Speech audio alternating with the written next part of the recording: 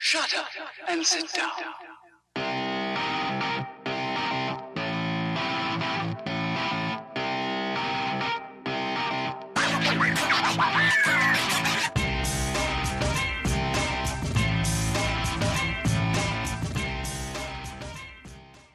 You ready to go? Let's do it. I'm just gonna get right into it. All right. I'm sitting here with Josh Macuga. What's up, man? How you doing? Good, brother. How are you? I'm good. Good. Yeah. Good. You excited? I've heard Mark Ellis had a great time on here.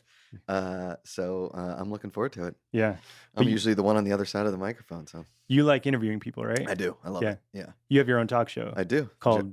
It used to be called Between the Sheets, but now it's the Josh Macuga Show. Correct. Yeah. Yeah. Why the name change? I think it was a combination of things. Probably the biggest was that there was already another podcast that had been on a little bit longer that had the same name. Between the Sheets. Between the Sheets. Oh, okay. I mean, I don't want to throw anything under the bus, but it definitely wasn't as good. And it was just an audio podcast, so it wasn't a visual talk show. Oh, okay. There is a bedding store called Between the Sheets. I think the closest location is in Costa Mesa here in Southern California, but there's a bunch of locations all over. So they own the name to it. Oh. And 3, I wanted to get bigger guests, and as soon as I put that title in the show, a lot of these people, a lot of these big YouTubers, and all these people have brands. Oh, you know what I okay. mean? That sponsor them, and some of them are very kid-friendly brands. So if they're on a show talking about sex, even though basically the Josh Macuga Show is the same thing. Yeah, right? yeah. Like the format is basically the same. The questioning is pretty much the same. I never wanted to be a Howard Stern where I was like, tell me how you masturbate, or when you're getting a dick, whatever. You know what I mean? It's more like talking to people about their career and then talking about dating, sexual misadventure, that kind of stuff. More funny stories than it is personally digging into your sexual relationship proclivities. Stories. Correct. Okay. Yeah. And the same thing on the Josh Macuga Show. Yeah. I'm not, because a lot of times you get people on the show that I've never met before, that I only know in passing. Do you know what I mean? And I don't know their senses of humor. I don't know how open they are. I don't know. So that first 10 minutes of any talk show is, because a Fallon or Kimmel, I know maybe Kimmel doesn't do it, but they all do pre-interviews, right? So that they know what to bring up, because they only have 6 minutes with the guest. Well, actually, they probably won't do pre-interviews, right? They'll have their people. Yeah. Okay. So I don't have that option, and I'm fine with that. I like the organic nature of the conversation, and I really like the organic nature of a 30-minute single person talk show. Sometimes I have 2, sometimes I have 1, but I really like the organic nature of just talking to the people and getting to know them. Sorry, go ahead. No, because I think a lot of talk shows out there don't do that.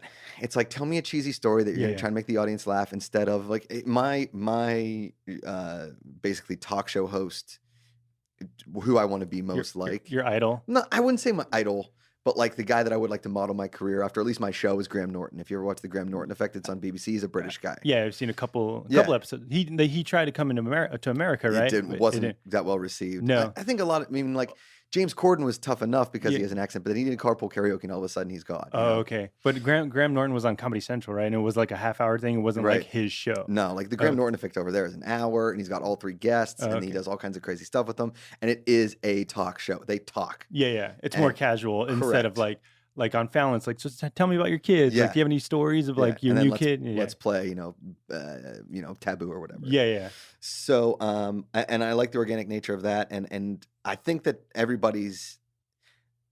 I've always said I'd love to share a moment with everybody in the world, right? I think everybody should have a chance to just have a conversation with somebody, even the quietest of quiet. Yeah. And I think within this medium, all conversations usually trend towards something that we have in common, and a lot of times that's movies. Oh yeah, right? Yeah. Or that's TV, or that's relationships, right? Sometimes it's sports with guys, whatever. Sometimes it's just small quirks or the nerd, whatever. But you can always find a commonality with somebody. At least I can try and find a commonality with somebody. And a lot of times that has to do with dating fails and sexual misadventure and where they are in their life, whether they're single, married, engaged, whatever the case may be, that you can find funny in all of that. Yeah. So, do you think it's because you've dated a lot? That you have all these stories to be I did this too as well. Sure, I think that helps. Yeah. I mean, I was, I'm engaged now, but I was never tied down to anybody until I met, my fiancée. You never had a long-term relationship? Not really. I think my longest, before Amanda, was on and off for 4.5, 5 months. Really? Yeah, Wow. never. Even in, I had sort of a long-term girlfriend back in 2011, 2010, 2011. How old were you then? I was 30. 2011? 29. Yeah, no. like 28, 29, basically. And we dated like on and off for like 8 months, but like the relationship was sort of open at times, even if she wouldn't admit. Wait, it was open for her, but not for you? I think it was open for both of us. Okay. We didn't really say we were exclusive, but we've spent a lot of time together. But was it like a friends with She was benefits? also 10 years older than me, so she was like 40. She was going towards 40. Oh, okay. Yeah, and kids or family? No, or no, okay. no. She had a long-term boyfriend, and then they broke up, and we met at a bar, and she is an aspiring musician, so she was in a rock band, so she was kind of crazy. She was also Puerto Rican, which is insane. Latino women are they're awesome, but they're crazy. That was pretty much the longest relationship I ever had. But nothing in high school or anything, college or anything? You never like... Definitely not in high school. I liked girls, and I would like, date a girl for a month or something and then not get rid, but like we just go our separate ways. High school was weird for me. I dated girls from other schools, which wasn't like what a lot of my friends did. I was just such a horny dude when I was in high school. I would go out with any girl possible, and I was a swimmer, and so I was on a lot of national teams and a lot of teams that you swam with people from all different parts of the city. So I'd meet girls that way. So you met a bunch of swimmers. Correct. Yeah. And you had a swimmer body. You were ripped. You were good looking. Everything. Yeah. I had abs back then. Yeah. Oh, yeah. I think I posted like a TBT a few months ago of me on the swim deck of my mom, and I was pointing up and I just had abs everywhere, and I was like, God damn it! Fuck. You were that guy. Yeah. But did you have like the same group of friends that were like that, or did you have like friends that were in long-term relationships? Yeah, most of my buddies were like me. Oh yeah. Yeah, like we dated a girl here and there, but for the most part we kind of just bounced around, except for my one buddy who was like in love with the same girl all 4 years of high school. Yeah. Everybody's got one of those. Good for him, right? Yeah, right. But weirdly enough, I wasn't really close with any of the guy swimmers on my team. Like they were buddies, but all my buddies played soccer. Oh, okay, yeah. So, swimmers are weird people. Even Cody Miller will tell you that. Why do you say that? We're stuck in the water for too long. We're too solitary of a sport. When you go to swim practice, you're in the water. You're with yourself. Yeah, you're just in your head the whole time. In your head the whole time. So, what do you think about during practice? It runs the gamut. Singing songs, being angry, really chasing people. It's because it is such a monotonous sport. I mean, just back and forth and back and forth. Yeah. That you start. I mean, you think about anything and everything. Whether it's a test you have to study for, or a girl that you're into, or a song that you're singing in your head. It's hard to explain how weird swimming is. So why did you choose the sport to play or to participate? When I was 7, I was really fast. And I thought you were going to say fat. No. I was a fat kid. Like I did have my little fat kid stage, but it was mostly like that baby fat. And then probably around like 12, I got like, it all fell off. So then you got good looking around puberty. You were the guy that like puberty hit and you're like, okay, this guy's going to be good looking. I didn't hit puberty until like really late, almost like 16. Oh, okay. 15. When did the facial hair come in? Oh, I was like 14. Like I'm saying, like the actual hair on the body came in real young, but the actual growth spurt didn't come in until I was like 14, 15. So you had like a baby face with a beard. Yeah. I mean, if I shave now, I still have somewhat of a baby face. Yeah. I got it's weird because when you're playing on a team sport and all your buddies, you're always like, grabbing ass and like you're fucking around. Right? That makes sense. Yeah. But in swimming, you're just in the water. Okay. So there wasn't that camaraderie of like, okay, let's work together to score the most points. Nothing. You were just by yourself. Yeah. All the time. But did you like that? Well, I learned to hate the sport. I really did. Really? Because it's one of those sports where you have two goals, right? You either make the Olympics or get a college scholarship. And that's it. Yeah. But what do you do after college? Can you be like a professional swimmer? No, that doesn't even exist. I mean, Michael Phelps is and Ryan Lochte and maybe a few others, and even Cody Miller will tell you, because I was talking, I was like, how are you making money? He's like, we get some sponsors exemption, but for the most part, most of us are pretty broke. Like we don't have a lot of money. Yeah, because swimming doesn't. I mean, Michael Phelps was the Tiger Woods for the sport. Yeah. Where he put a lot of eyes on the sport, but still, when do you watch swimming? Every 4 years. Yeah. Now, over in Europe, I was talking to a buddy that swam over in Europe for a while, because in Europe, swimming's pretty popular. They have some professional leagues and you can make some money, especially in places like Australia, or I know that's not in Europe, but in places like Australia and there's a couple other countries that have kind of popular professional swimming leagues. So we don't have leagues in America? No, I mean, all these people that are making money on swimming are doing it through sponsors exemptions. Okay. Yeah. So it's either that or become like a coach and just be a coach for high school kids or college kids. And they don't make much money at all. I mean, if you're telling me swimmers don't make money, the coaches don't make much money either. So you saw that future and you're like, I don't want to do that. Yeah, and I had been swimming, from the time I was 8 years old. Like I said, I was so fast when I was young. I was nationally ranked in a bunch of the 50 freestyle and 50 butterfly, and my parents were really cool. They're like, if you don't want to do it, you don't have to do it. We're not going to push you into this. But I was so fast that, and this sounds like I'm bragging, but I was so fast when I was young that coaches were like, you got to swim in this team, you got to swim, and it did afford me kind of cool things. I got to travel with certain teams, and it was really cool. But then, like I said, I hit puberty really late, so when I was 14, a lot of the guys I was swimming against were men. And I was still pretty much a boy. So it took me a while to catch up. And then by the time high school rolled around, I wanted to play golf. I wanted to play baseball. So I wasn't swimming all year round. So I would only train from like October through April in swimming. And a lot of those other people I was swimming against trained all year round because they were going for college scholarships and they were going for national teams and stuff like that. So you were just like good. You weren't phenomenal at it, or you weren't like giving it your all. I'm telling you, I peaked when I was probably 12. And then I stayed fast. I mean, I won state medals. I was, top 10 in the state in 3 different events in the state of Pennsylvania, which is a pretty good swimming state. I was a few tenths of a second away from Olympic trials in the 200 IM and the 100 freestyle, and which is, you're pretty fast. You're like top 200 in the country. Yeah.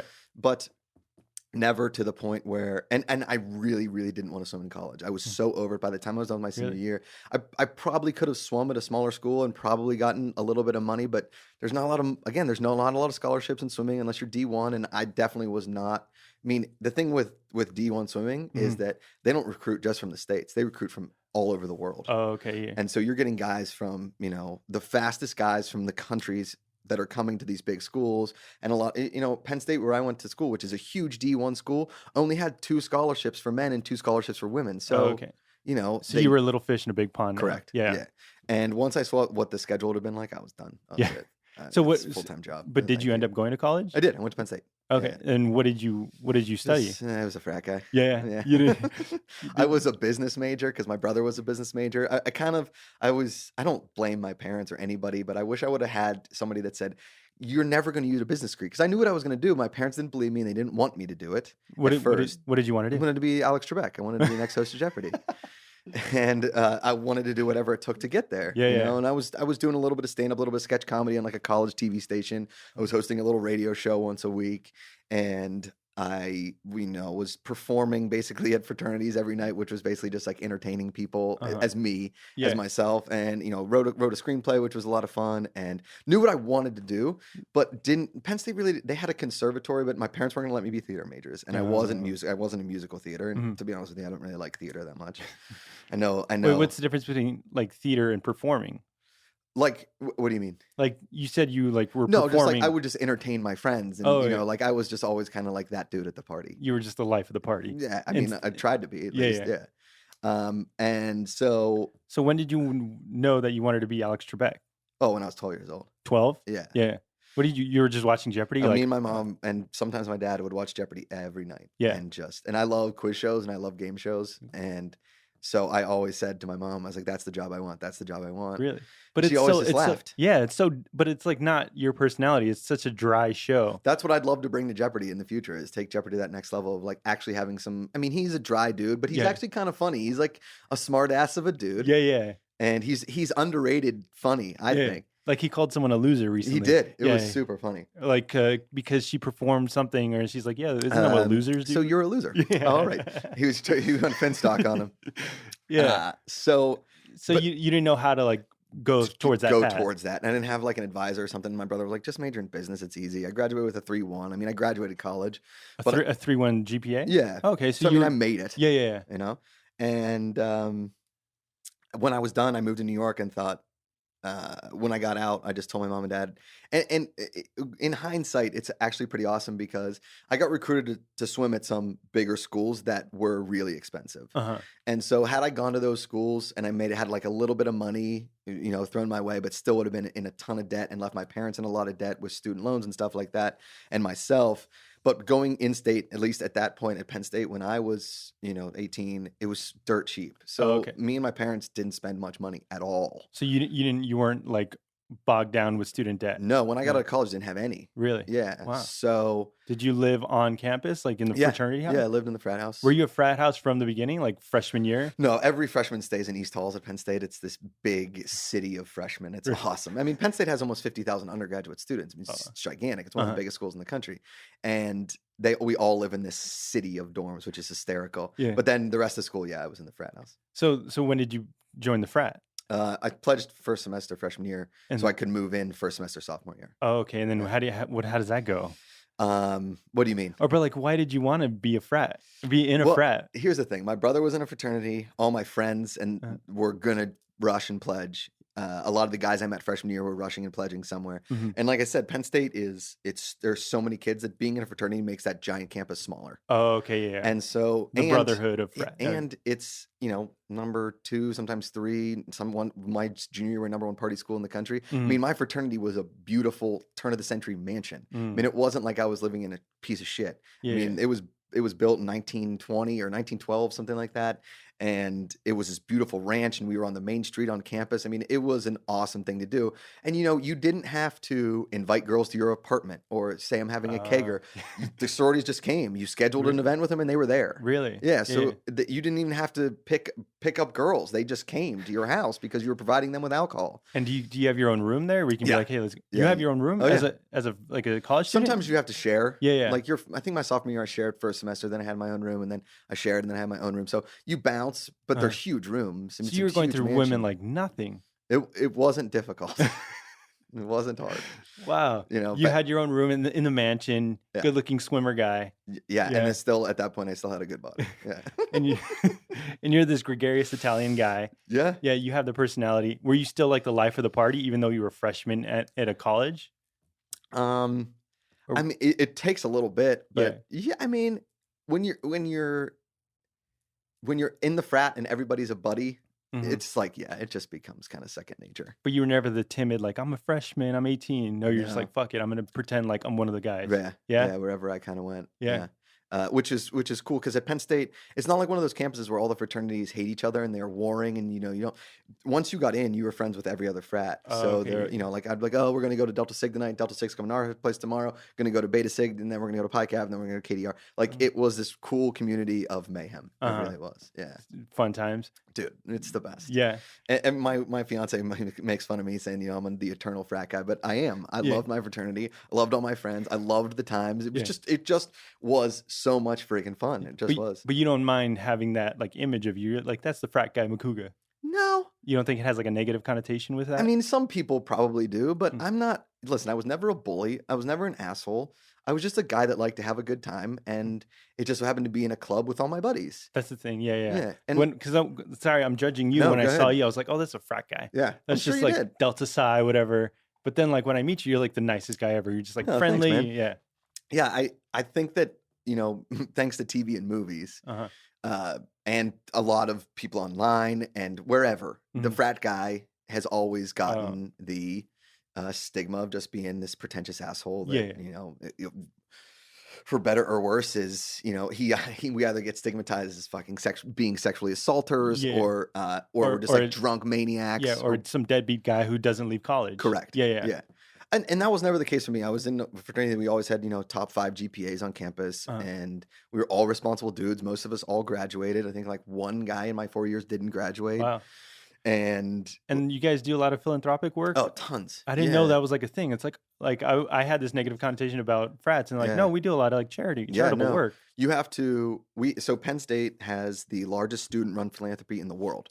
It's called Thon Dance Marathon, and I danced my senior year, and you have to. There's no sitting, no sleeping for 48 straight hours. You were able to do that? Yeah, it's intense. Yeah, it's the most off. Like outside of my mind I've ever been without being on some sort of drug. Really? I mean, when you're that sleep deprived, when like the machinist, right? The guy never sleeps, and you wonder how he can become, because you do start hallucinating. Yeah. It's weird. But we raised, I think my senior year, we raised $7 million for pediatric cancer. Wow. And this year they raised like 12.4. It's the largest student-run philanthropy in the world. It's crazy. Yeah. And it's all run by fraternities and sororities. Wow. See, that's the thing that no one, like, they don't show, like, in the movies or No, anything. of course It's not. like they just show the partying, the Yeah. Animal House type stuff. Yes. Yeah. But which I always thought it's hard to make and pitch either a fraternity movie or fraternity show that isn't like, so it's toga, next week's it's this, you know, because I think, and I love this show is Workaholics, is that they took the frat guy and turned him into an adult, you know, working telemarketing. I love that show. Yeah. And like, that's what, like the 5 years after college. Right. Yeah. And I think that's what they want every frat movie to be like, whether it's just a raucous comedy or, you know, just absurd. There was a show on like TBS called like Greek or something. I forget. Yeah. That was stupid. I've always wanted Blue Mountain State. Blue Mountain State was like that too. There's just you know, you do have to go farcical when it comes to the comedy. I would really kind of like not a drama, but a dramedy kind of sorts with, you know, the college fraternity experience. Like a more toned down, like, okay. It's hard to write that though. Yeah. Because again, like you're saying, nobody wants to root for the frat guy. Nobody wants to root for the sorority girl because the image you have is like rich guy, rich girl. Yeah. Mommy and daddy paid for them to be in a fraternity. Partier guy just gets drunk and wasted and doesn't care about anybody but himself. Correct. Yeah. I mean, that happened. But it's not me. It wasn't me. What do you mean that happened? I mean, there were a lot of guys like that. Not per se, maybe in my fraternity. I'm sure there were a couple, but definitely in fraternities all over that were just assholes. Mm-hmm. And there were girls that were total stuck up bitches. But more often than not, it was the total other way around. And those guys get separated like immediately, right? Yeah. They find when you're in a fraternity that's huge, you can't be friends with everybody. Yeah. You know, you split off in your groups and you become buddies, and that's that. Oh, okay. I'll let you. Sorry. Yeah. Let you swallow. Yeah. Your water. But it's a really, really cool dichotomy and a fun social experiment when you think about it. So how did you get into movies though? Because movies is kind of like an isolating thing where like you just become a movie fan and watch movies by yourself, and that's the world you're in now. Yeah. You know, I've always been a movie and a TV guy, obviously. You know, hosting TV talk has been a dream kind of situation because I never got paid to watch TV before. That is crazy, yeah. I was always... I loved movies. Mm-hmm. I retained the knowledge pretty well. Since I was a kid, I grew up with a brother and we both had EMQ, excessive movie quoting disorder, basically. Did you make that up? No, I forget who, somebody called me that one time. And, you know, it was just my brother and I and my dad. My dad loved movies too. Oh, okay. And my parents, they loved movies. They loved television. And so my brother and I at the dinner table would always just quote movies or talk about sports. And with my dad, we'd quote movies. And my mom would get so frustrated and just be like, no more quoting movies, no more quoting TV, no more sports. We're talking about something else. And then it would be crickets at the dinner table. She's like, fine, talk about whatever you want. This is the worst. Yeah, it's like, what else do we talk about? What else do we talk about? Yeah. So I became friends with, you know, and a lot of people out here in LA, because we're in the entertainment capital of the world, talk about movies and TV. Yeah. And when I got in with the schmoes and we were talking movies, I think that, you know, Christian, I met Mark first, obviously, but Christian, I don't think knew that I knew as much about movies because I have the wild man persona, which is a frat guy persona, which is he doesn't know a lot. He's just there for the entertainment value. Yeah. But I have retained a knowledge. I love movies. I've seen a ton of movies. I mean, I feel like I was Netflix before Netflix was Netflix because I would just borrow DVDs or rent movies all the time. And my dad and mom were always the family on Friday night that would go to Blockbuster or Town Blockbuster and rent 5 movies for the weekend. And we'd watch them and then return them on Monday. And you guys would all sit and watch them together? And watch movies all weekend. Yeah? You know, because the weather's so bad in Pittsburgh. Oh. If we weren't swimming or playing basketball or, you know, anything that's an indoor sport in the wintertime, we were sitting around as a family watching movies, or I'd have friends over to watch movies, or I'd go to their house and watch movies because, again, there's just not a lot to do. Oh, okay. In Southern California, you guys have warm weather all year round. Yeah, we go out and do anything. Or we can go to the mountains, we can go to the beach, we can do whatever. Do whatever. In Pittsburgh, you have woods, and you have cold, and you have your buddy's basement, and that's it. You were never the outside guy, like the woodsman or whatever? No. I mean, the most outdoor thing I do is play golf. Yeah. For sure. I've legitimately never gone camping. Really? Ever. Never. I mean, I've been to hotels like in rural areas, but I've never. Why wouldn't you go camping?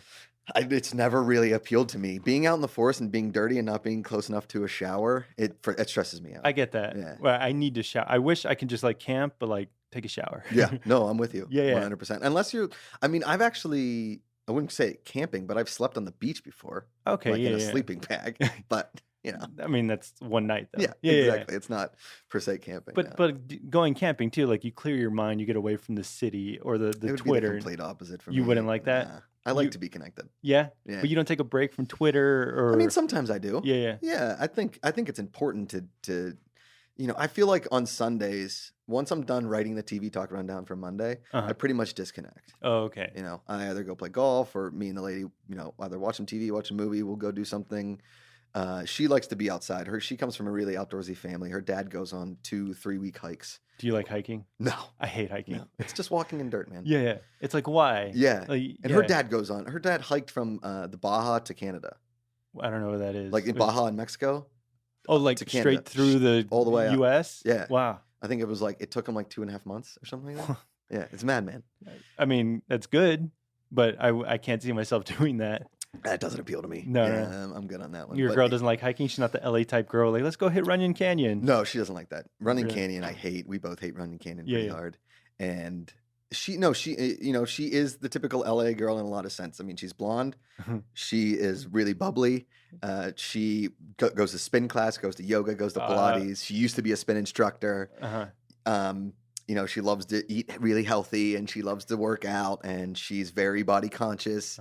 But she is the total opposite of an LA girl in that there's really nothing fake about her. She spits it to you straight. Yeah. She's got a nice edge to her where she doesn't take shit from anybody. Really? Yeah. Is she East Coast girl? Or is she born and No, raised in she's LA? born and raised in Northern California. Oh, up in Carmel. Oh, yeah. I think I see that more as like an East Coast thing, where like you keep it real and she'd fit in really well on the East Coast. Yeah, for sure. Yeah, I mean, she didn't go to college. She graduated high school and moved here and had a job when she was 18, 17 and a half. Doing almost. what? She was a personal assistant to some pretty big name celebrities, like up until a few years ago, and now she works in fashion. Did she want to be in fashion, or was she trying to be? Is she trying to be like an actress or something? No, she wasn't trying to be an actress or a singer. She actually, when she moved down here, she was a professional dancer for a little while. Oh, okay. So she danced for a couple companies, and she was in a couple music videos. Actually, a very, very talented dancer. But I think dancing, and she realized it pretty soon, which I kind of got to give her credit for, is it's really hard to make a living as a dancer. Yeah. How do you get paid? Yeah, I mean, you maybe do a music video here and there. You can be in a troupe that maybe travels, but you're not going to make much money. And as a ballerina, they're still not making much money. Oh, Even the prima ballerinas aren't making that much money. If you want to see an amazing show about ballet, watch Flesh and Bone on Stars. It's only one season. It's a little anthology series about the New York Ballet. It's pretty awesome, but it's scripted. It's scripted. It's not a reality show. No. Oh, but none of the actors are actors in it. They're all ballerinas or ballet guys. Whatever. I don't know what you call ballerina guys. I don't know. Ballerman. How long have you known your fiance now? We started dating April 9th of 2015. So coming on 2 years. Oh wow, that's pretty soon for an engagement, though. Yeah. I mean, I think when you know, you know. Yeah. It was pretty obvious. I think I'd been in enough failed relationships and then been with enough crazy women to know that when you find a beautiful, smart one that it has her head on her shoulders, works hard, is a challenge, but also so easy to get along with. We rarely fight. And everything is pretty much hunky dory all the time. I can't believe I just said hunky dory. But you lock her down immediately. You lock it down. So you've tried relationships in the past, like you try to make things work. Sure. I mean, I think, if you look back at a lot of old Between the Sheets episodes, any other podcast schmoes, any shows I've been on, I was like, I'm not getting married, I'm not having kids. Yeah. And it's mostly because I'd been burned so many times by women that were effing insane. Oh. That I had just burned myself out. Wait, burned meaning like they cheated on you? Burned? Treated on me, were crazy, made my life a living hell, weren't worth it. And I think you find that a lot in LA, maybe in New York too. I don't know. I mean, obviously, people are crazy everywhere, not just men and not just women, men too. But especially in LA because everybody's trying to be something else. Yeah. And so it's hard to find somebody that is honest with themselves. I'm like, listen, this is what I do. I'm not settling for anything. I'm not like a failed actress that's now a casting director. So. Right? But do you think, like, over time, you're like, okay, it's the women I'm choosing, and maybe I should go for a different woman?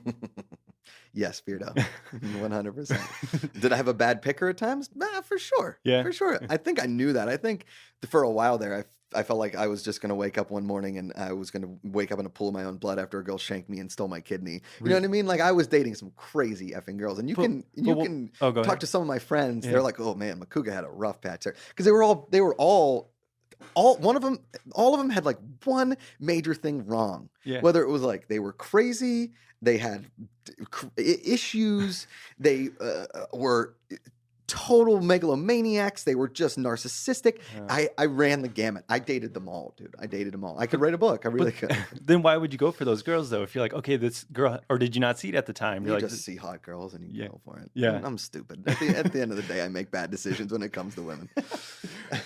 How old? Until now. Yeah, Until okay, now. yeah. You've changed. Mhm. You've progressed. I certainly have tried. Yeah. Yeah. How old were you when you moved to LA? 25. So Okay. I've been out here 10 years. Wait, you said you tried going to New York first? I lived in New York for 2, right Uh-huh. after college. Did you have a job then? I did. So when I graduated college, I again knew what I wanted to do, but my parents didn't want me to move to LA right away Uh-huh. because they're in Pittsburgh. It's much closer. New York's much closer. They can drive there if something goes wrong. They weren't sure if they were totally convinced that I was going to give this up after 3 months. That if I wasn't in a movie, then I was going to be done. But I've always said, and one of my best buds is going to be in my wedding, Rob Lindo. We lived together. He used to be an actor. He did a bunch of Super Bowl commercials. Like he's done a bunch of commercials. Wow. He doesn't do it anymore. He was a lawyer first, and he moved up to San Jose. Now he's the general counsel. He's a lawyer. And we were talking, he came down to LA a few months ago, and he said, I got to give you credit. I always had a backup plan, and you never did. You were always going to go, balls to the wall, and you're going to make this happen. You still don't have a backup plan. There's no backup plan. No. You are going to be the next Alex Trebek. Yeah. 100%. I believe it. You got to believe it. So how do you take steps like towards that? Well, I mean, I think I'm doing it now. Hosting shows and getting my name and face out there. Trying to get some sort of hosting agent or hosting manager or something like that, or somebody just to get me in front of people at Jeopardy who know it. I have a couple other game shows that I'm pitching around that I've pitched before. I would really like to put a second game show on Collider that is like a feeder system to the Schmodown. A feeder? A feeder, like a minor league for the Schmodown. Like questions they will be as difficult. It'll be a faster paced, more question game, more like a Jeopardy of sorts. Oh, yeah. With like a little more, I don't want to say creative because I think the Schmodown is very creative, but the Schmodown in its purest form is WWE for movie trivia. And it's question answer. Yeah. This is mine would be a little more maybe some more interactive a little bit, and all trivia. Like, listen, I'm going to introduce the characters. We do a quick thing, but I want the show to be tight, all trivia. And I mean, my personal goal, I'd love to, I think, because I've been a part of a bar quiz team. I was a part of a bar quiz team for a long time. I love going to bar quizzes. And I would love to host a show where we traveled the country. God, I hope nobody steals my idea of this. Travel the country, finding the best bar quiz teams in the country, and then taking each city or town or whatever, taking their best bar team, like have them compete in a singular episode, and then taking the winner and going to Vegas and having a bar quiz national championship. Really? They actually have like bar quiz teams around the country? Oh, yeah, for sure. Wow. For sure. Me and a buddy did some research, and we just sent out a Craigslist ad, said we're casting for a show just for to just get interest and see if there was interest. We put a Craigslist ad out, and we actually spent kind of a little bit of amount of money and put it in 15 major cities and just said, hey, casting call. Please send an email to this address if you think your bar quiz team send us a 30-second video of this where you do it. And we got like 4,000 responses in 2 weeks. Wow. Yeah. So it's legit. It's like a real thing. Yeah, they're everywhere.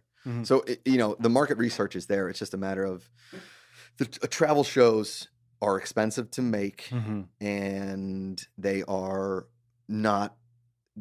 It's hard to do outside of like cooking and consuming things, but I think like showcasing these interesting people around the country and what they're doing, and the smartness of it all, and then having basically a more fun version of Jeopardy with drinking and hanging out and the neighborhood feel to it, with my twist on it, which would be creative ways to ask questions and creative categories and setting up a game show, that sort of thing, really appeals to the mass. I think it appeals to the mass consumer. So yeah, people will watch that. Yeah. Like even if let's just say we went to Indianapolis for an episode, right?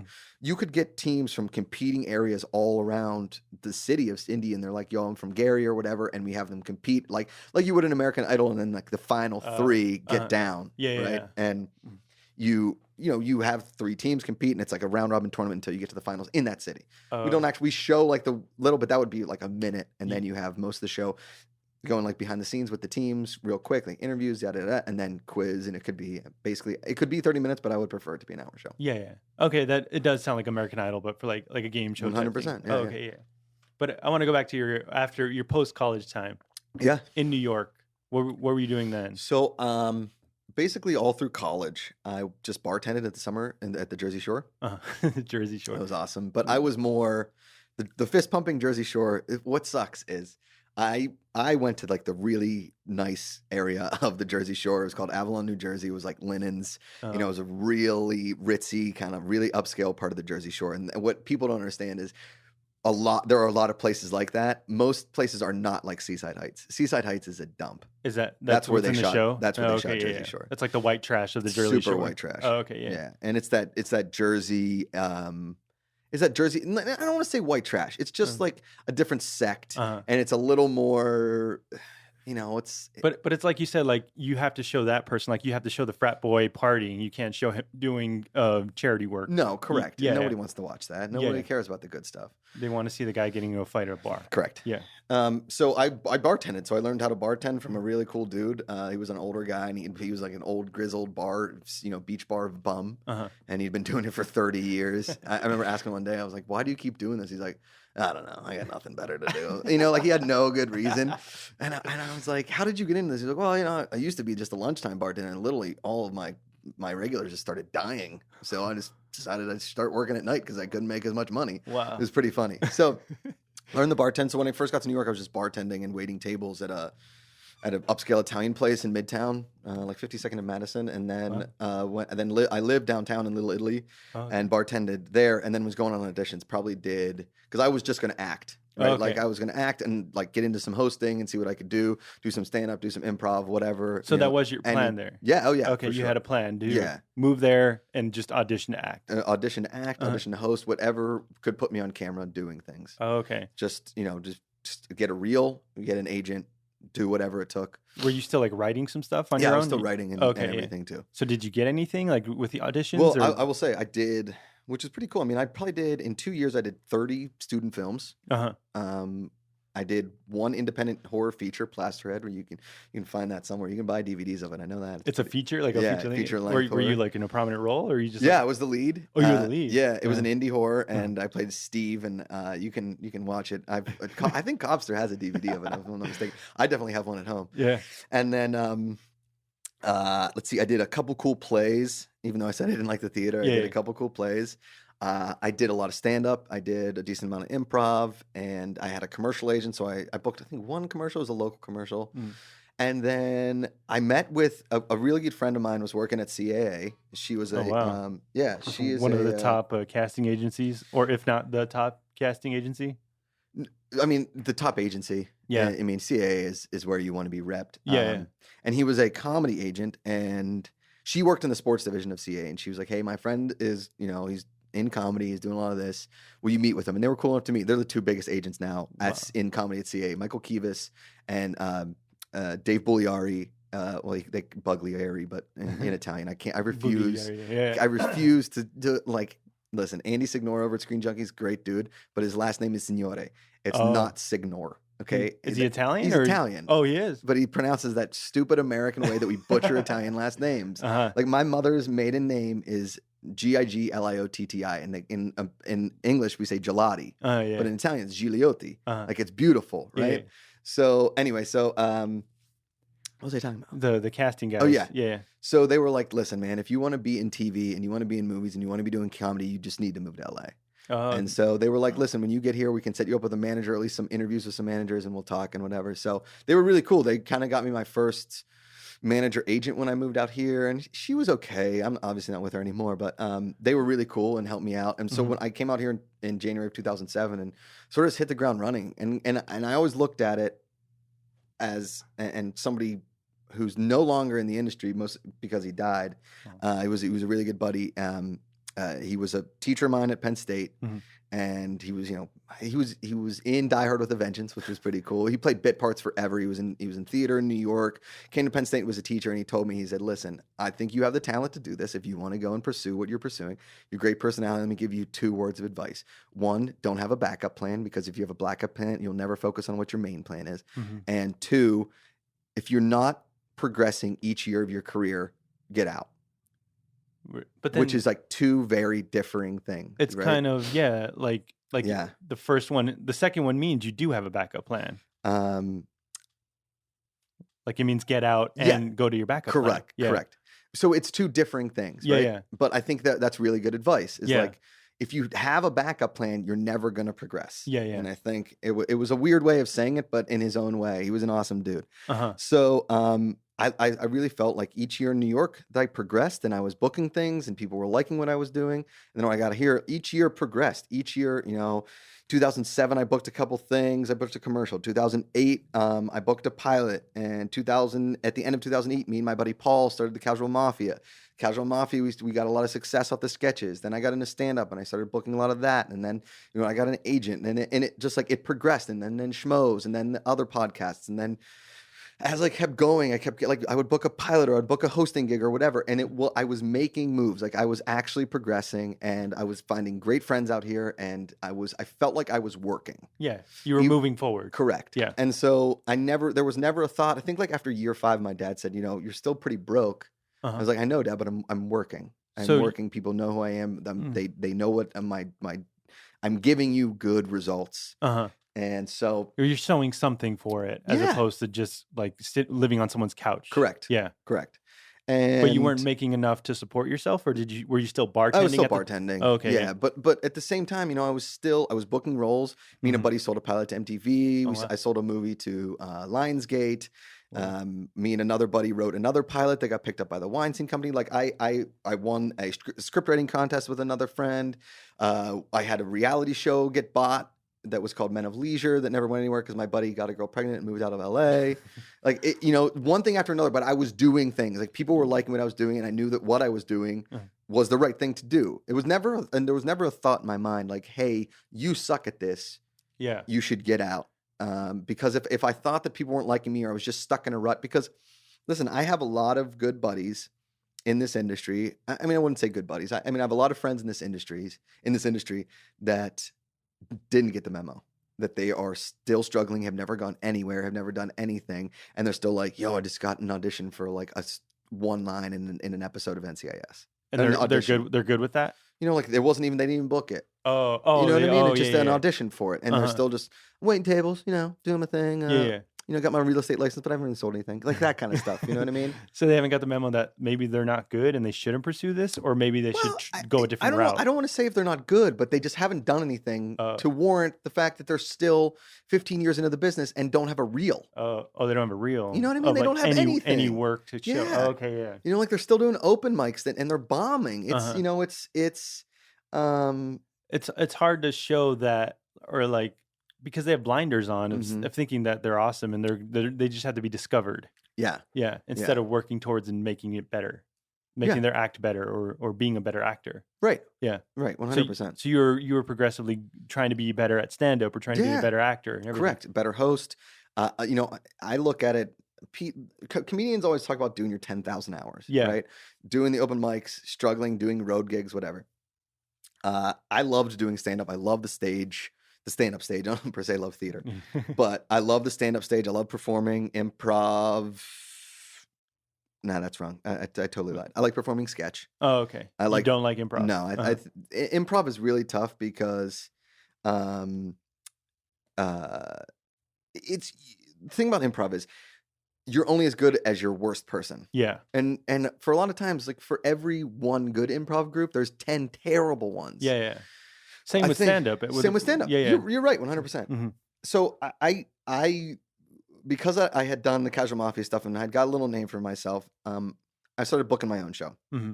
And we're getting good crowds and the shows were going really well. Mm-hmm. And I never thought that, because I would go and do open mics with buddies and think, this isn't benefiting me. No. By sitting up here bombing in front of other comedians, I'm not getting better at my job. But you weren't like recording yourself and trying to make it better? Oh no, I was recording myself, and I always got really frustrated when here's the thing, like I would go say like I would go on a road gig, or I would play like a sold out room with 200 people and destroy, right?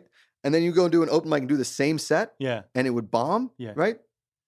That doesn't benefit me. It doesn't help me. Yeah, well, because in the open mic, you're playing to 10 people who are ordering coffee at the same time. You're doing stand-up. Yeah, yeah. And doing the same set over and over again never really interested me at all. I would hate like just repeating myself and like, okay, laugh goes here. Yeah, and like I have to invite friends to shows to perform, and they're like, yo, I've seen this bit before. I don't want to come and see you again. And you start burning out your friend cards with a lot of people after you invite them to like I don't know, 4 shows. Yeah. And you know, and I was saying to Mark Riley and Ken today, I was like, I love being friends with comedians on Facebook because I get invited to every show. Yeah. Like I you know, I've been there. I love and my fiance and my friends are like, dude, I'd love to go to the Comedy Store with you.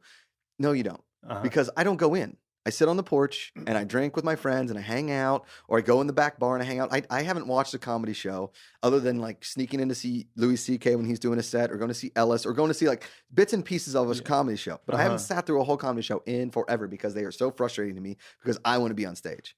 So why don't you go on stage? Because I got really frustrated with the fact that, like, I don't mean like anything. You really have to pay your dues, and you have to, and bookers have their favorites, and even if you don't think they're that good, their agents are getting them work, and da da da da. It's really political, and I think, you know, somebody like Mark Ellis, how he has the sets, he has all of it. He should be headlining nationwide. He really should. He should have his hour already. He does have an hour. He has an album out, Get to the Castle. No, but like an hour special, like on Netflix. For sure. Yeah, 100%. I mean, he's that talented. But Mark has paid his dues. He does road gigs. He does a ton of shows. And maybe it's my patience level. I never really thought that, like, going up to like 3 open mics in one night benefited me. And I know a lot of comics will argue with me, will fight me to the nose on it, that like I love going to open mics and bombing. That wasn't ever for me. I would come off a stage if I ate shit and be like, I fucking hate this. This is so stupid. This is not doing anything for me to make me upset. So that's when I got into like writing more of my own stuff, doing online videos, hosting. So when I would start doing, you know, the schmoes, or I did my own podcast with Mark and Justine, or I, you know, started the Josh Macuga show. I look at those as my 10,000 hours. Oh yeah. You know what I mean? I'm making comedy. Right? It may not be written stand-up comedy, and I may not be, you know, touring the country and playing for 10 people in Bozeman, Montana. But I am getting my name and face out there doing comedy, and whether it's on Twitter, whether it's on the Josh Macuga Show, Schmoes, TV Talk, Collider, wherever the case may be, I'm just trying to entertain people.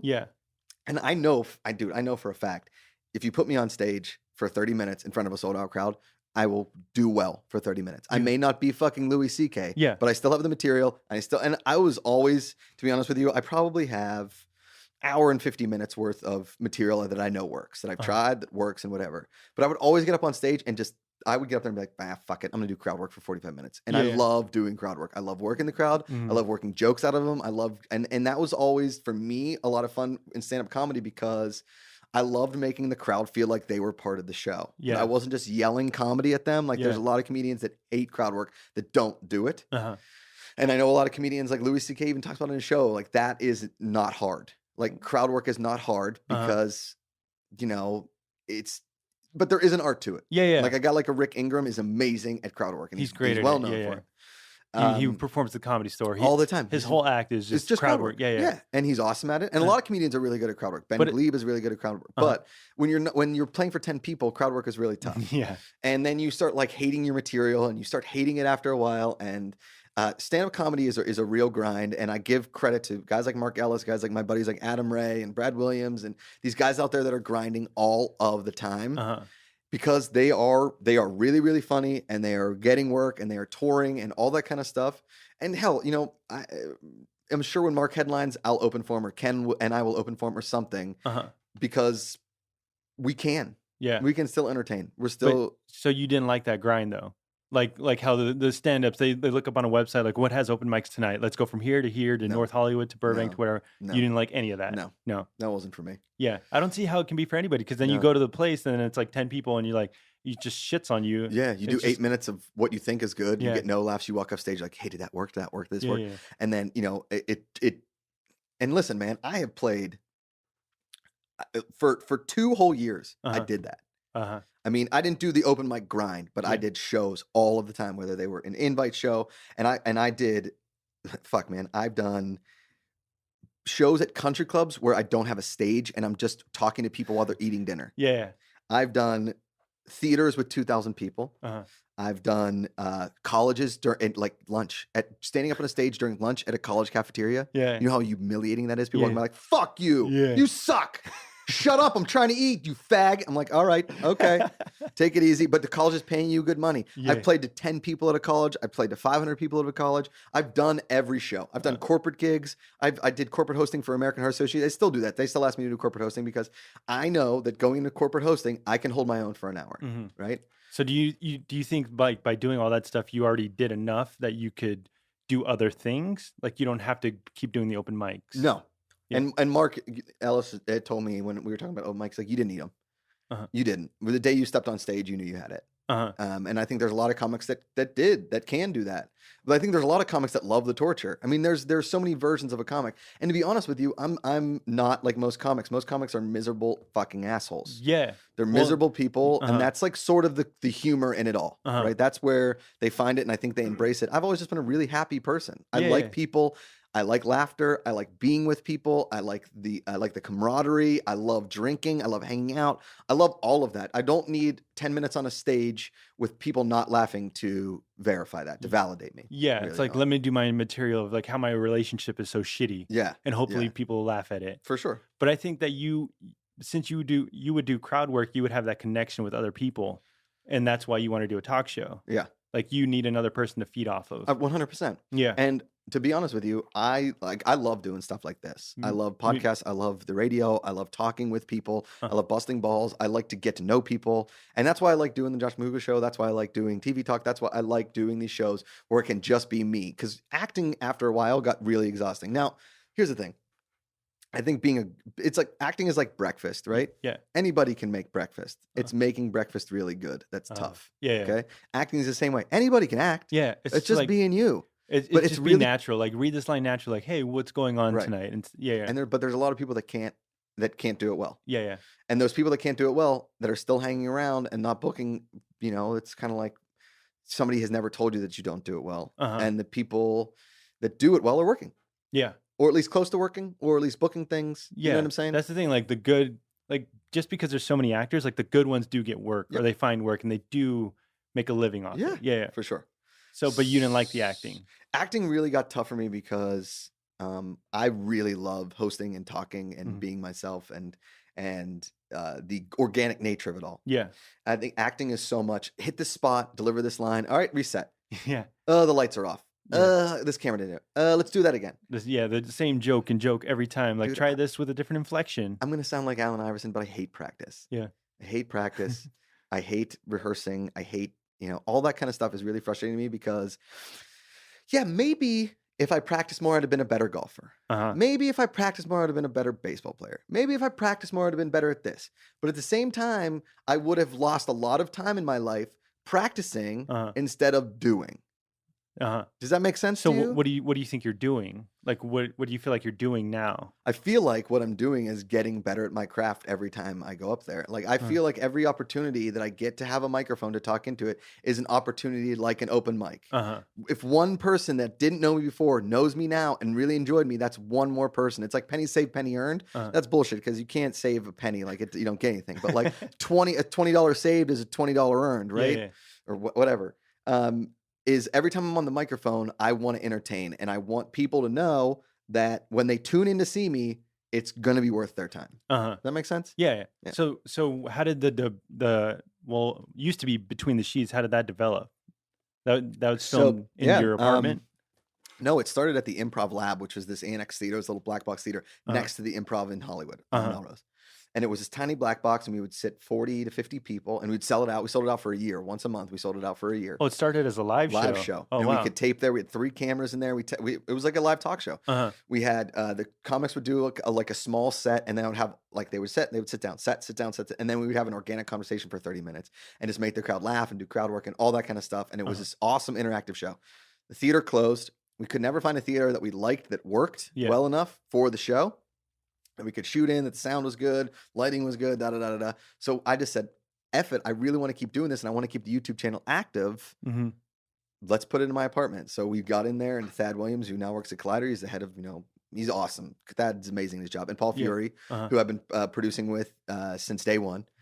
We set it out, and we're like, okay, we can make this happen in this space. Let's do it. And, it started as that shitty talk show, and then it went to like a little less shitty. Then it went to actually pretty great. And then now the Josh Macuga show looks incredible, and people see it and they're like, "That's your fucking apartment." I'm like, "Yeah." So is it in like the living room of your apartment, or like the living area? So basically, I've made it a turnkey operation, so I can put up the set in about an hour, and take it down in about an hour okay. altogether, but it's totally livable. So you would like the curtains don't stay up, the lights don't stay up, none of that stays up. Like that all gets taken up and put down like an hour. In an hour. Like you should come sometime with Cobster and see the operation. You'd love it. It's a lot of fun. What days do you film that? Next one is Monday, the 27th of March. Okay. We usually shoot Monday nights. Oh, okay, yeah. And that's Bachelor night. Sorry. We're bachelors over though. Oh, okay, yeah, I can do that. I know you're a Batch in Paradise fan, so when that pops back on, but that's like 3 days a week for like 4 weeks, isn't it? Like, it's a lot. It's a lot. It's like Monday and Tuesday. Yeah. But it used to be Between the Sheets was like once a week or twice a week. Between the Sheets was once a week, and even the Josh Macuga show was once a week. But because our schedules are all so busy now, and especially Thad, because Thad does an incredible job editing and producing as well. You know, like Paul and myself, and Cobster, you know, he does an amazing job helping us produce the show as well. And we can only do 2 a month. That's tough. But I'm starting to do some more stuff on my channel that's a little more standalone that I can just release some videos. I've got some ideas, some more like fan related stuff, a couple like a Game of Thrones idea I have, but that's all still just like from the desk. I'm not going to do sketches. It's just all like set up a camera, talk into it. Oh, it's going to be like kind of like a YouTube vlogger type thing? A little bit. Yeah. So like what was the initial idea Between the Sheets? The initial idea of Between the Sheets was to get people to talk about sex and make it funny. Really? Yeah, like the stupid relationships, bad ideas, bad sexual adventures. Again, sexual misadventures they had. And that was on stage. Because on stage, you have a little more leeway with the crowd. Online, you don't have it. Do you know what I mean? What do you mean? Like with the crowd, you can go kind of crazy. When you're in the apartment, you don't have a crowd to feed off of. Yeah. So you don't know if anything's working or Correct. not? Oh, okay, yeah. And so, and then, then it just kind of evolved into what it is now. But it's still pretty much the same show. I just, I wanted my name to be on it, and I should have taken, and I'll give Christian Harloff all the credit on this. When I first started, he's like, you should just call it the Josh Macuga Show. And he said that? Yeah. I was like, nah, I'm going to keep it Between the Sheets. Like, all right. 100 episodes later, I'm like, I'm going to be calling the Josh Macuga Show now. I was like, I fucking told you, man. Yeah, because anyone can host Between the Sheets. Yeah. You can only host Josh Macuga Show. Correct, 100%. Yeah. But on the show, what do? You interview them, you play games, you do... 8-minute interview at the top about their career, what's going on, 8 to 10 minutes. Then we play a game. I have multiple games. I have like a big Google Doc of games to choose from. That you've all created? Yeah, that I've all created. Yeah. Whether it's, my favorite is Macuga Calls the Shots, where it's a true or false game based on my opinions. If they get it right, I have to take a shot. If they get it wrong, they have to take a shot. It's like your opinion of like, the girl should pay for the dinner on the first date. And you say, no, I think she should. Yeah, false. Yeah. So we play game, and then we get into like the personal stuff. Sometimes I tailor the game specifically to the person. Sometimes I have certain stories I want to bring up, and then we always end every interview with 3 minutes of rapid fire questions. That's kind of become my signature on things. That's the end. Yeah, where it's like you have that giant clock on the side of the screen. Yeah. And it's, I love rapid fire questions. I ask them. Usually when we do interviews here at Collider, I tailor the rapid fire for the person being interviewed. So I look at their IMDb profile, their name, their character, what they've done, and they always seem to get a kick out of it. Publicists love it. The actors love it. I've never gotten, besides the Tobey Maguire interview, basically, I've never really gotten a negative response from it. Do you feel that they're not being as honest though during the rapid fire? Like they want to say what the first thing that comes to their mind, but they have to like censor themselves. Sometimes. Yeah. And you're just like, just say it. But like, a lot of, I get it out. Yeah. Oh, you do get it out. Yeah, for sure. Yeah. Here's the thing. By the end of the interview, they're so disarmed that they're up to answer it. And I'm not doing that on purpose. I'm just trying to make the most comfortable environment possible. Yeah. And I think in the history of the show, I've only really had 2 episodes where it's been uncomfortable. Really? 2. Yeah. And did they air? Yeah, they aired. You weren't like, oh, we got to scrap this. No, because we don't have that luxury. What do you mean? Like I can't, like when we were trying to hit release dates every Monday, I didn't want to miss a Monday. I was like, just fucking release it. Really? Yeah. Was it like really edited down to like 20 minutes or something? Sometimes. Yeah. But you had sponsors at the time? I still have the same sponsor, Magic Hat Beer. So always been the same. Do you have to make sure to They're such like an alt brand that they're just like, do whatever you want. They don't say like, hey, every Monday you have to mention our beer. No. Really? I tweet them, and I always have beer on the set, and we make funny commercials for them, and that's it. Yeah. Yeah. It's it honestly has always been my dream. I know to be Alex Trebek, but I'd love to be a talk show host. I'd love to do both. Yeah. I'd love to just host my own show, whether it's a game show or a talk show with a game show involved in it, something like of that, maybe a hybrid. Who knows? Would you like to do like a late night talk show? Yeah. Definitely. Yeah. Which one would you rather do more, Alex Trebek or late night talk show? The easier show is definitely Jeopardy. The easier way of doing it is definitely Jeopardy, because he's just reading questions. It's reading questions, and it's very straightforward. The thing, but obviously the challenge of being a talk show host is amazing, and doing fun things every night and having fun interviews and fun moments, I think, is definitely the more attractive job. But the challenge of taking over Jeopardy from Alex Trebek would be so much fun for me. Oh yeah, because I think people are like, he's not Alex, and I'd be like, stay with me on this one. Just stay with me. I guarantee you I will win you over after 2 weeks. You would like that? Yeah, absolutely. But there's so much like pressure. Worst, but no, I think I would love that. I would thrive on that.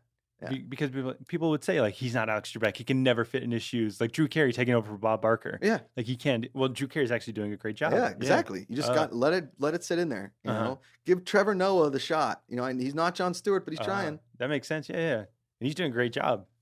Absolutely. Those are huge shoes to fill. Yeah. I mean, literally they're tiny. He's a small, Jon Stewart's so small. He's a little guy. He's a little guy, but big shoes comedy wise, because Jon Stewart is just the best. You know? Do you have comedy idols? Yeah.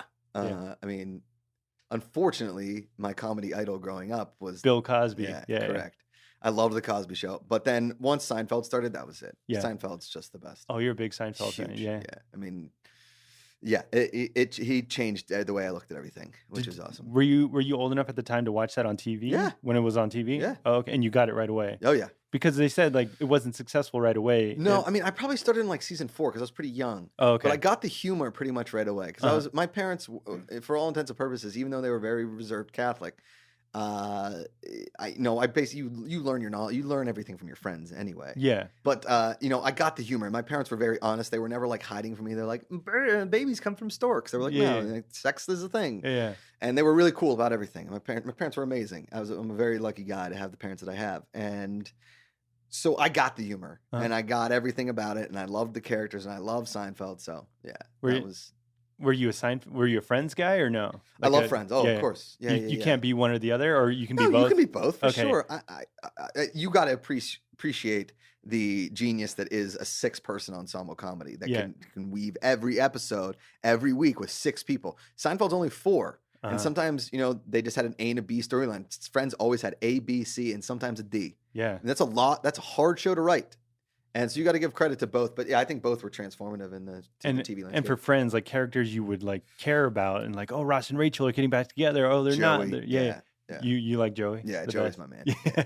Joey and Chandler was amazing. I mean, Ross had his place, and I loved Rachel. Phoebe is so weird that it was almost farcical. Yeah. But you got to love her. And Monica is she is the prototypical A psycho. Yeah. But it all worked. And the beautiful thing about that show, and yes, I know that everybody everybody with diversity now, and yes, it makes sense that having a show that's all white people is, it's just all whitewashed. Yes, but it was still really effing funny. Yeah. So you think it wouldn't work now because people would just claim like no diversity 100%. In there? 100%. You think it would work now? It wouldn't. Oh, it wouldn't work now. No, they need some diversity in there. Yeah. Yeah, 100%. Like a new girl. Like a new girl. I was going to say, they have the black guy. Yeah, and the girl that's Indian. And oh, yeah. Yeah. So, yeah. So those are your kind of, you grew up like watching everything? Oh, like, yeah. Yeah, I mean, my parents, again, they let us watch things. Yeah. And I think that and I think this is really important, is that like parents that put their kids in a hole and they don't let them watch anything and they don't let them absorb anything, those kids never get the culture. Yes, if you tell your kids, listen, this isn't real life, I'll let you watch that, but violence isn't okay. You got to be a good person. This isn't real life. Be a good parent. Be a present parent. You should let your kids watch all this stuff because it's not a terrible influence. Those people that like no guns, no guns, no guns. Their kids are going to make everything a gun. Yeah, because they're all like they're in themselves. They're stifled. Yeah. You and parents that attack coaches because their kids don't have playing time. Well, maybe your kid sucks. Yeah, that's the thing. People need to be harder on kids. Yeah, I mean, like not like where you're just like beating them down, but just like okay, like maybe you're not as good as the other person, but that's okay. You can be good at something else. 100%, dude. Yeah, and it's I think the helicopter parenting, especially in like California, where every parent wants to be. I love to meet parents who are like, it's my kid. Yeah. I'm going to do the best I can. But at the end of the day, if he doesn't eat all organic, who gives an F? If he's not like his diapers aren't vegan, give me a break. It's exhausting. But yeah. What's go that? ahead. No. Oh, you have this golden remote right here? Yeah. Is that from TV Fights? TV Talk. Oh, we did okay. like an Oscars for the end of the year, like some of the best awards, Yeah. like best shows and stuff. So yeah. is this like a best of award something? Like yeah, best... no, we had the single remote, so like gold remote goes to. We never like gave it to anybody. Yeah. It's just is Seinfeld like the best show, or do you? Well, have, like, it was just all shows from 2016. Oh, okay, yeah. So, but yeah, I mean, if you're ranking my favorite TV show, Seinfeld's always at the top. Yeah. It's like Seinfeld, Sopranos, Breaking Bad. Uh-huh. You know, the usuals. I mean, I appreciate the same TV everybody appreciates, but I also love, lately Vikings. I love Sons of Anarchy. I think that Peaky Blinders is incredible on Netflix. There's so much good TV out there. So now you're like living the dream. You're on Collider TV Talk, where you just watch TV and you get paid to talk about TV. Mm-hmm. Yeah. And I just, I have an awesome team. David Griffin is an amazing dude to work with. Sinead DeFries is incredible. And our rotating fourth panel host is, whether it's Emma Fife or Jason Inman or John Roca or whoever, TV professionals, whoever I can bring in. It's a really fun show. I think it's unlike most of the shows on Collider because of the chemistry. And I think it's probably the most difficult show on Collider because you have to watch so much television. It is, yeah. It's a lot. There's a lot to consume. Where it's not just like, hey, watch this 2-hour movie. It's like, watch this 10-hour series and then talk about it. Yeah, 100%. And I would love it to go daily so that we could talk more. Really? Because I think weekly show, we're just not timely enough. What do you mean? Because, like I want to talk about Flash the day after. Oh, yeah. I want to talk about Game of Thrones the day after. Yeah, the water cooler talk. Like, hey, did you see that episode? Yeah, exactly. Yeah. So, and I think that's really, really important to have when TV talk. And we'll get there. We'll get there. Yeah. It's just, I think it's a matter of money and timing. That's all. How did that develop? Did they already have a TV talk before you came? No, they never did. When I started over here with Film HQ, they wanted to expand Collider programming, and TV Talk was definitely on there. And Christian and John Campio and Dennis were cool enough to be like, you're the person to lead this. What are your ideas for the show? And I gave them, they're like, this is great. Let's make it happen. And so you just made TV Talk. That was it. Yeah. How's it doing? Is it doing well? It's okay. Yeah. I would love the numbers. I mean, you always want the numbers to be bigger. Yeah. I think going daily would really increase our numbers, to be honest with you, because I think a lot of people tune in. They're like, I've already heard enough about this show. Yeah. That's the thing. Like with Movie Talk, it's daily and they get the numbers. With TV Talk, it's like once a week. Yeah. And it is. People forget. Yeah. If they watch TV, they're like, oh yeah, I forgot about that. It's tough. Can I ask about Sasha? No. Oh, okay. I'm not allowed to talk about that. Okay. Unfortunately. Yeah. I think there's a lot of things that happen behind scenes that we're not. I mean, the fans can know if they want to, but to be honest with you, it's really not that big of a deal. I just think, some things happen behind the scenes that it was out of my hands. I really couldn't do anything, and that was that. You're just the guy, you're just the host. I'm the host, and I write it. I don't have any say in casting. Yeah. And if people don't want certain people on the show, then I have to acquiesce because at the end of the day, I want to keep my job. Yeah. It's like if the producers don't like Andy Richter, like Conan can't say anything to keep him. No, yeah, exactly. And then one day, his co-host is Kristen Wiig. Who knows? Yeah. That's all. Yeah. So do you have any? Or now you're doing Awesome-tacular. Yeah.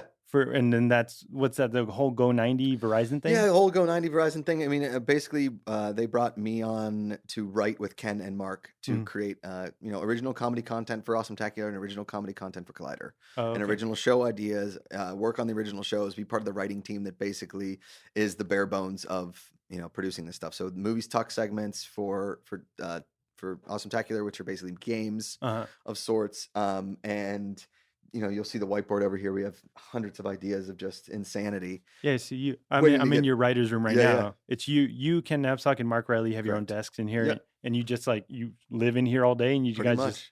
And I'll just be like, what do you guys think of this? And then Riley will be like, what do you think of this? And then, we kind of get to it and they like it and that's that. Yeah.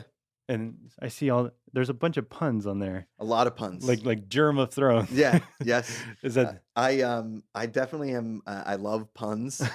And Ken Knapsack is like, I think I've thought of 5 puns in my whole life. I was like, I think of 5 puns an hour. Yeah. I love puns. I love spoofing anything. I don't think anything is sacred where I'm like, that can't be spoofed. I think you should. Yeah. And I think a lot of people take things way too sensitively, and the PC police are just the worst. Is it hard to watch a serious movie because in the back of your mind, I know how this can be made fun of or be spoofed or something? Yeah. A lot of times. I've realized that. I'm like, this is kind of silly. Yeah. 100%. Or it could be silly. I was so proud of that real La La Land in real life sketch because that's exactly what we did, because we took that movie that I don't per se love. Yeah. And that was that. I feel like you and I have similar movie tastes where you didn't like La La Land and you weren't a fan of Moonlight. No, I mean, Moonlight's fine. Yeah. I don't understand why it was Best Picture. Me neither. I mean, it's good. I think La La Land is good. I mean, I think by far the best achievement in movie making all year was Hacksaw Ridge. I love that movie. Movie was insane. Yeah. Movie was incredibly done. It was probably the best war film since Saving Private Ryan. Yeah.